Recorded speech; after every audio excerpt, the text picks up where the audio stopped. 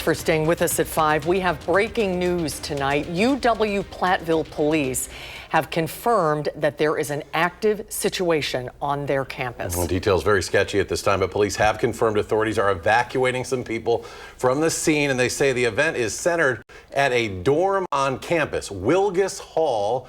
That is an 1100 block of Greenwood Avenue there in Platteville. Police ask everyone to avoid the area. Wilgis Hall, a dorm. It is home to about 230 students. Again, 1100 Greenwood Avenue, Platteville on campus. The spring semester, we should mention, at Platteville ends on May 23rd. So this week and finals week actually started today, even though they had commencement on the 17th. But this is a rapidly developing story. We have a crew on their way right now to UW-Platteville. We'll continue to update you as soon as we learn more. Let's get a check on the weather now. It was a chilly day today, and it's going to be cooler and rainier tomorrow. Here's Alex Harrington with an alert day forecast. Yeah, Susan, it's going to feel like a March day tomorrow. Windy conditions, winds gusting over to 40 miles per hour, periods of heavy rain. It's going to be an impactful day. So the First Warn Weather Team, we're highlighting Tuesday and Tuesday evening as an alert day period for that combination of the heavy rain and those strong winds over 40 miles per hour, particularly if you're going to be doing any driving tomorrow or if you have a high profile vehicle. It's going to be a tough go tomorrow with the rain and those strong winds. Now, where is the rain right now? Where are the storms? It's gearing up over the Great Plains, over Iowa, where we have numerous tornado watches and severe thunderstorm watches, and you see those thunderstorms building up into Iowa. We are not expecting severe weather, but we will have periods of heavy rain. You can see that heavy rain knocking on the doorstep of Prairie du Chien over towards Dubuque, over towards the Platteville area as we start to approach 11 o'clock tonight.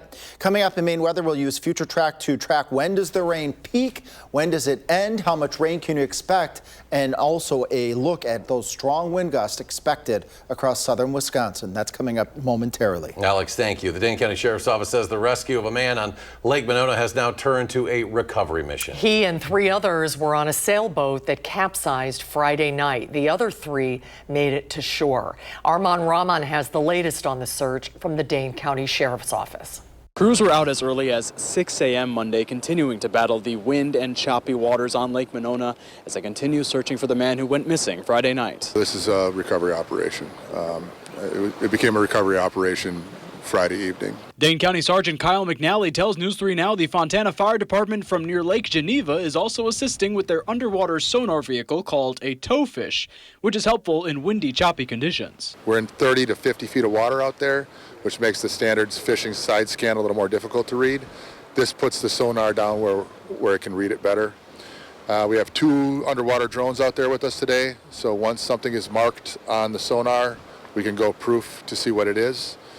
Those are equipped with sonar themselves, and then they also have live camera, and it can go up and grab an item and kind of investigate what we're looking at. Sergeant McNally says what likely happened Friday is that because the isthmus blocked the wind, the boaters thought it was calm enough to sail out, but then realized it was too windy, tried to turn around, and capsized and separated. Reporting in Madison, Armand Rahman, News 3 Now. The Dane County Sheriff's Office says the sailboat that the man was on was short 1 life jacket, so he did not have one when it capsized. The Barneveld man is facing multiple charges after allegedly being caught driving 102 miles an hour while intoxicated for the second time in just over a month. Deputies pulled the 34-year-old over Saturday afternoon on Highway 18-151. They say he smelled of alcohol, had empty beer cans in the car, and failed field sobriety tests. He was previously arrested back in April for a similar offense and was out on bond with orders not to drink and drive. He's now charged with OWI and bail jumping. His next court date is set for August. A man killed in a Rock County motorcycle crash last week has been identified. The Rock County Medical Examiner's Office says 70-year-old Jeffrey Runas of Orfordville. The crash happened last Tuesday near Janesville at South River Road and the Highway 11 bypass ramp. Rock County Sheriff's deputies say Runas lost control, veered into a ditch, and was thrown from his motorcycle. He died later at the hospital. Drivers in Fitchburg can expect lane closures along Fish Hatchery Road through June 15th starting today.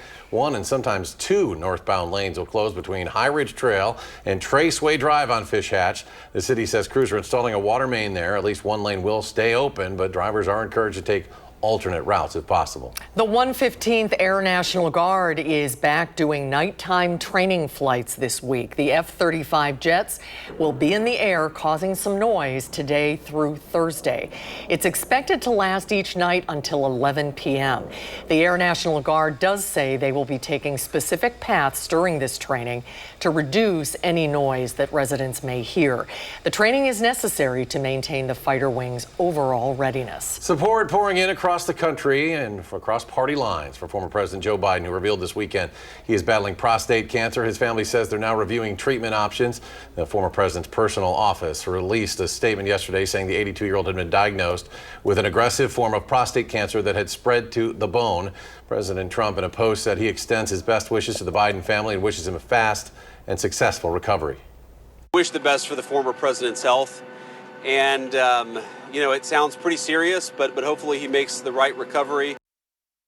Now, for former President Biden, cancer research and finding a cure was a personal mission. He launched a national cancer moonshot initiative inspired in large part by his late son, Beau, who had died of brain cancer. A new book is due to be released tomorrow with allegations that Biden's staff worked to conceal the extent of his health deterioration during his time in the White House and while he was running for re-election. A call for unity. That was the overwhelming message at the Republican Party's annual state convention. This as the party is coming off a loss in April's Supreme Court race. Convention attendees spent a large portion of their time deciding the best way to move forward. Congressman Derek Van Orden shared some tough lessons during his remarks on Saturday. We got our kicked. And that's true. You know why? Because we didn't vote. We didn't vote because we were squabbling amongst ourselves. This is as Republicans are looking to reset ahead of the race for governor. Democrats will hold their convention in June. Dane County is breaking ground on a new public safety communications center for expanding from a 5,000 square foot facility to a nearly 36,000 square foot building. This new facility will offer over 10,000 square feet of operational space designed to support the county's growing population and increasing mental health and diversion services. It'll also offer a new space for operators to prioritize their own well-being. So to be able to have a space to where they can go off the floor and whether it be a certain color or a background or simply a silent area where they can really meditate is helpful and really helps prolong the tenure of the communicator and more importantly helps them attain that level of mental health. And the building will also be environmentally sustainable, featuring geothermal heating and cooling with zero on-site emissions. Open Doors for Refugees is inviting the community to its annual potluck picnic next month at Olin Park. The free event is set for June 22nd at 12:30 and will feature live music and an international potluck lunch. Organizers say it's a way to connect refugee families with the Madison community. Donations collected will support refugee integration efforts. Volunteers are also encouraged to get involved. Still to come at 5, Chief Meteorologist Alex Harrington returns a complete look at our first warn forecast. And the back and forth with tariffs is having a big impact on U.S. imports. How the constant changes could create chaos at American ports coming up. On Wall Street today, the Dow climbs by more than 137 points. The Nasdaq with a marginal uptick, adding a little more than 4. Similar numbers for the S&P 500 with just a 5-point gain. And we'll be right back.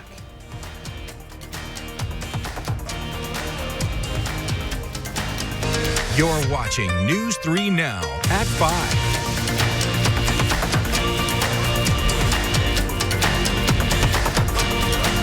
And we have breaking news at 5. We're continuing to follow a developing story from UW-Platteville, where police have now confirmed that the active situation on their campus has ended. Now, according to the UW-Platteville campus website, they say, quote, law enforcement has confirmed that there is no active threat to the campus community. Emergency responders remain on the scene to provide assistance. Please continue to avoid Wilgus Hall. We will be communicating with residents of Wilgus Hall via campus email. More information will be sent via your university email, end quote. Now, police are asking everyone to simply avoid the UW-Platteville campus area at this hour. Wilgus Hall is a dorm that houses about 230 students. It's at 1100 Greenwood Avenue in Platteville.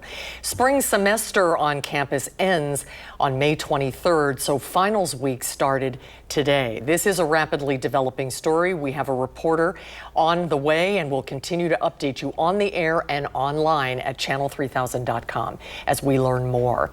According to new data from the U.S. Census Bureau and the Department of Housing and Urban Development, single-family home starts dropped 12% last month compared to a year ago. Housing starts measure the number of new residential construction projects that have begun. Single-family permits issued for new construction also fell just over 5% from March. That's down 6.2% compared to April of last year. People looking for homes in areas traditionally hit by severe weather could be hit in the wallet unexpectedly.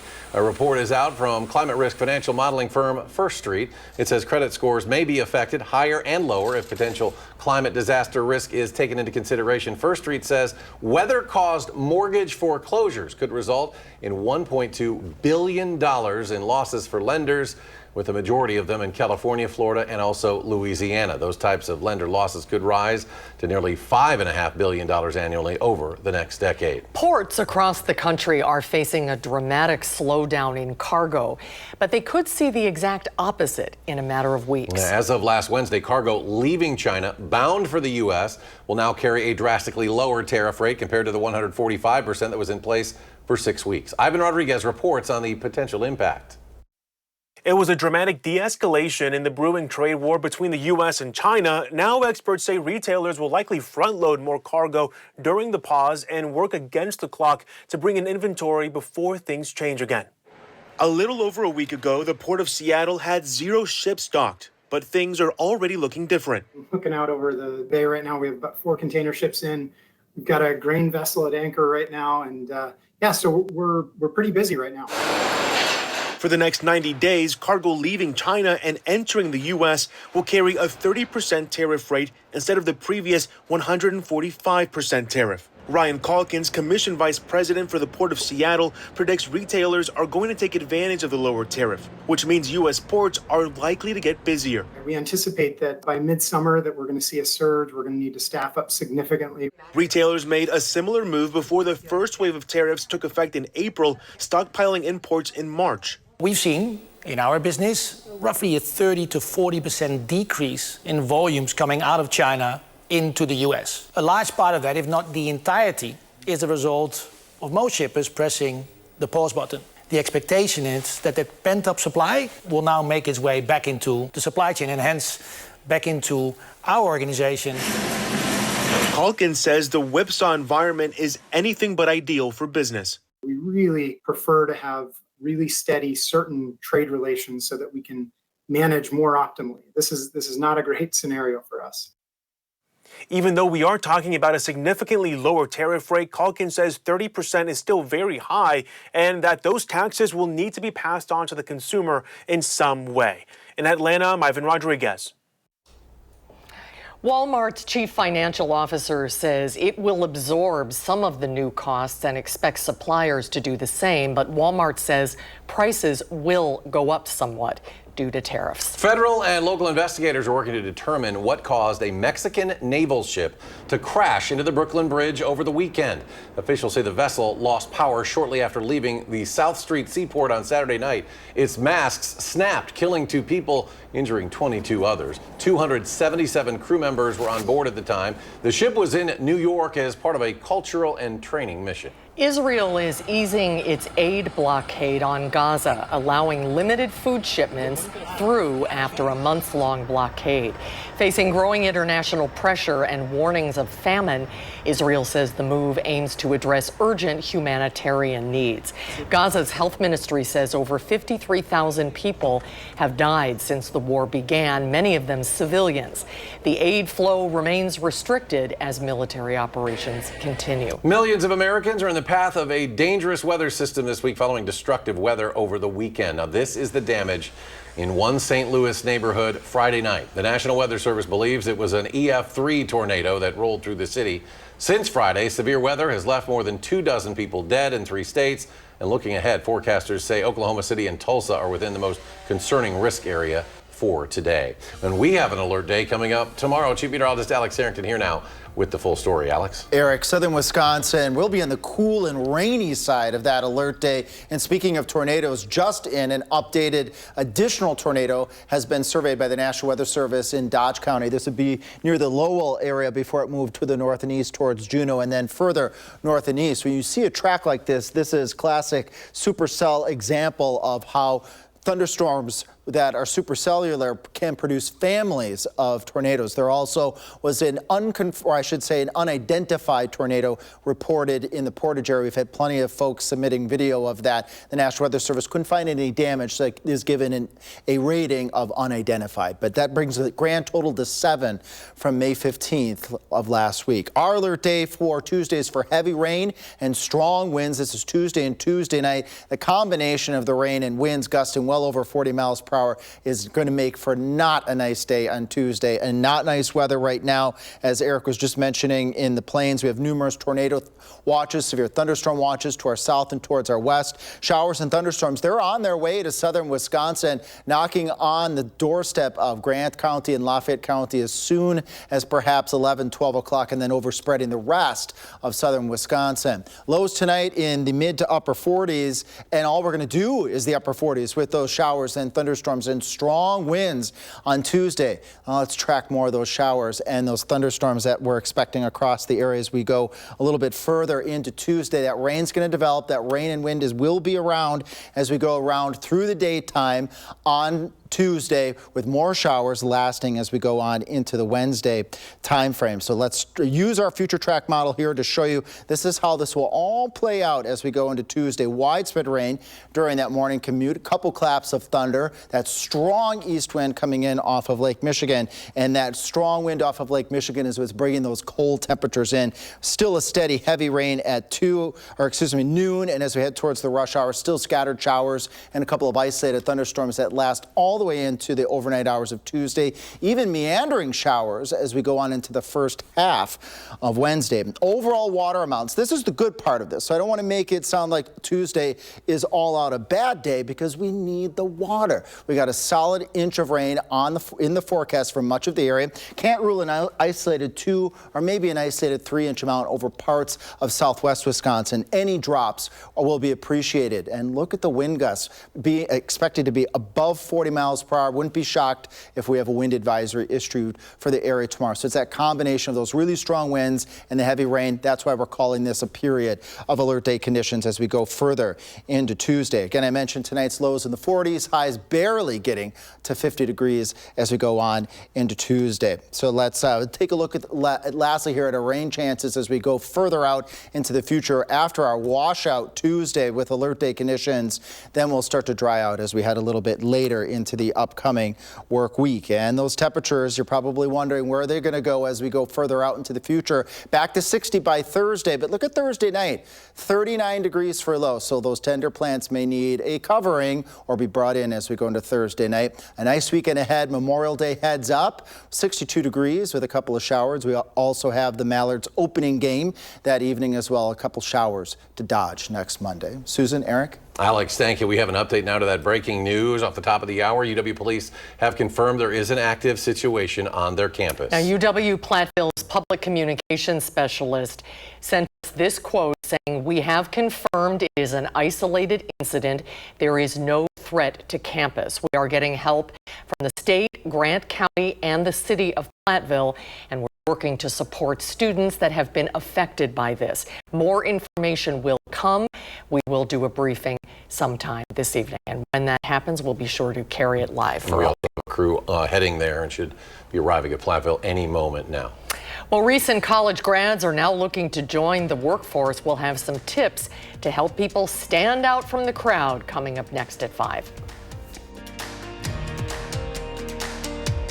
You're watching News 3 Now at 5.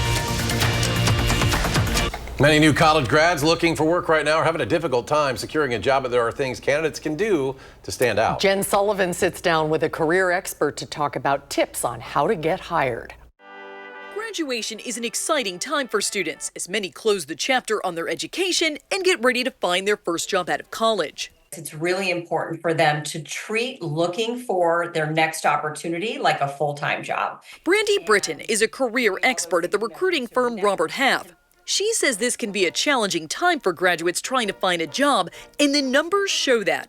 The Federal Reserve Bank of New York recently released their unemployment data and found nearly 6% of recent college graduates were unemployed. That's about 2 percentage points higher than the national unemployment rate. Individuals who are willing to go on site for positions, are flexible with what their starting salary is, are being considered for some of the most opportunities. Robert Half recently conducted a survey about hiring and found 71% of Gen Z respondents said getting noticed and securing an interview is their biggest challenge. Let everyone know that you are looking for work. Britton also recommends working with a mentor. Utilize your school's career services, connect with alumni in the field you want to enter, and highlight your experiences in college to show relevant skills. Before an interview, she recommends you should always research the company and ask questions. Consider contract work. That's a great way for new grads to get additional skills. Career experts estimate it can take college graduates 3 to 6 months to get hired, so be patient. For Consumer Watch, I'm Jen Sullivan. 52% of recent four-year college graduates report being underemployed a year after graduation. And we want to go back now to our story off the top of the hour, an active situation, an incident on the UW-Platteville campus. Sarah Carlson joining us now with what she's learned. Yeah, I know we already reported some of this, but we should mention that from the public relations specialist at UW-Platteville, they've confirmed this is an isolated incident, no threat to campus. They do want to let the police do their investigation, and the shelter in place has cleared, they say. They're getting help from the state, Grant County, and city, so they're working really hard to support the students in this incident. The chief of police, I should say, will be doing a press conference soon, and we have multiple crews headed to Platteville right now, so we'll be sure we bring that to you live when it happens. We're probably expecting in the 6 o'clock hour at some point, but again, this is an active incident, but we're told ended around 5 o'clock too, so there is some relief, but we don't know a lot. And no longer a threat to the community at this time. No longer a threat, and again, we're all headed to Platteville, and we'll learn a lot more when we get there. Okay, all right, Sarah. And once again, we want to reiterate, we have breaking news from the UW-Platteville campus from an incident that happened somewhere around the 3 to 4 o'clock hour this afternoon. That's right. Police reported calls about 3 or 4 o'clock, and around 5 on the UW-Platteville website, they said that it ended, or that things were clear. We also have information from their communications public relations specialist letting us know that it is confirmed this was an isolated incident. So there's no threat to campus. However, it was in Wilgus Hall. About 230 students are in that dorm. I think we have some video of Wilgus Hall. It's on Greenwood Avenue there in Platteville. Again, 200. This is a live look right now, we understand, from our cameras as they have just gotten down to Wilgus Hall. You see a strong police presence there. Again, this dorm is home to some 230 students. A little bit, as I looked at their website this afternoon, a little bit unique, their schedule. So they had commencement on the 17th, but finals week for those that need to wrap up their semester started today. And so their final day of exams isn't until Friday. So there are a full contingent of roughly 6,500 students that attend UW-Platteville, about 6,000 of whom are undergrads still taking finals this week. And so there are a lot of students still on campus. And again, Wilgus Hall for years was the women's dorm there. And a lot of folks probably watching had a child attend there and a girl stay at Wilgus Hall when it was an all-female dorm, switched in 2017 to co-ed, but some 230 residents there in the dorm. There was also a notice on the UW-Platteville website that said they will be communicating with students at Wilgus Hall or who are at Wilgus Hall via email. So if you are a student watching somewhere or a parent or have a loved one, be sure to make them or suggest that they check their email. And as you said, it used to be an all-female dorm, but it did switch over in 2017. However, it's still a very active place for females. They have an annual women's weekend at Wilgus Hall, women's wellness interest and things like that. So again, this is in Platteville, UW Platteville, about an hour and a half, 2 hours south and west. We have three crews headed there right now. So as soon as we do that, we'll be able to provide more information. That's right. We mentioned they're going to have a press availability on the Pioneer Center, in the Pioneer Center a little bit later. That's right. We want to mention, in addition to emails, if you have a student that's at UW Platteville, they have those Pioneer alerts, just like UW Madison has the WISC alerts. So they'll be getting text alerts. Hopefully a lot of parents sign up for those as well. Yeah. So they're getting those as well as far as the security situation. But again, the threat has ceased there.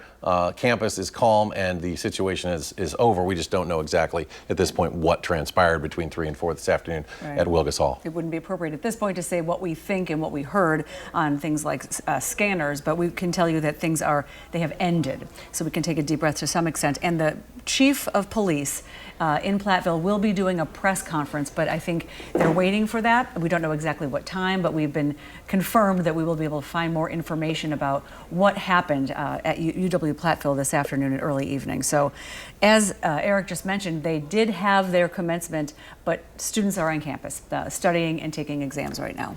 Yeah, I want to get, if we can bring it back up on the screen, that some of the statements that we were getting from Platteville, from their team a little bit earlier, as far as the threat is concerned. They had issued a statement earlier, and I think we had a graphic of that. There it is. Law enforcement has confirmed there is no active threat to the campus community.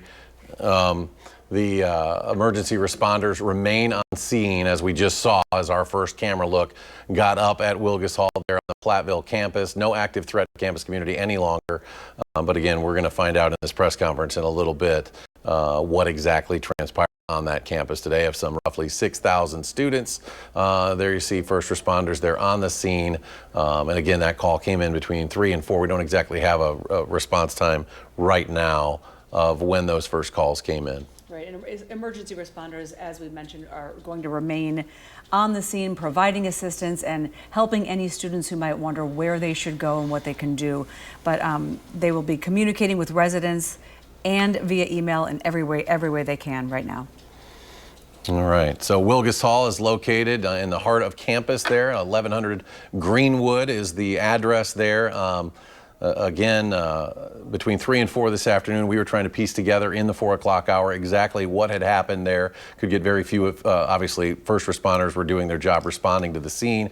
Grant County and state officials, we are told, are both assisting Platteville City Police as they responded to this scene to render aid as they felt they needed to at that location. Right, and again, we have 3 crews. We have lots of people and friends of ours we connect with at the radio station have been helping us get a shot there of what Wilgus Hall looks like at this hour.